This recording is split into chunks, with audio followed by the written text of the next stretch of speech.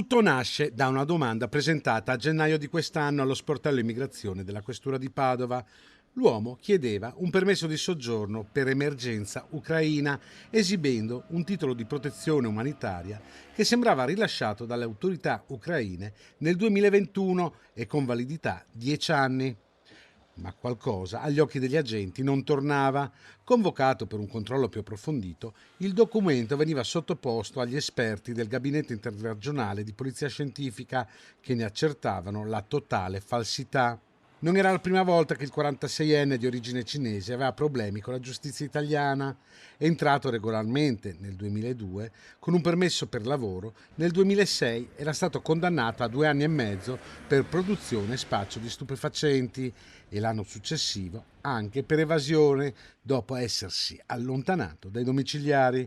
Nel 2008 era stato espulso dall'Italia con un divieto di rientro di 10 anni.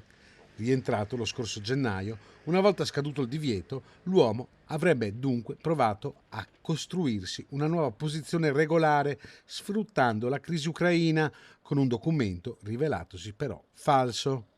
Per il questore di Padova, Marco Dorisio, la scelta è stata netta: il rigetto immediato dell'istanza e provvedimento di accompagnamento alla frontiera. Il 46enne è stato arrestato ed imbarcato su un volo diretto da Venezia a Pechino per essere riconsegnato alle autorità cinesi.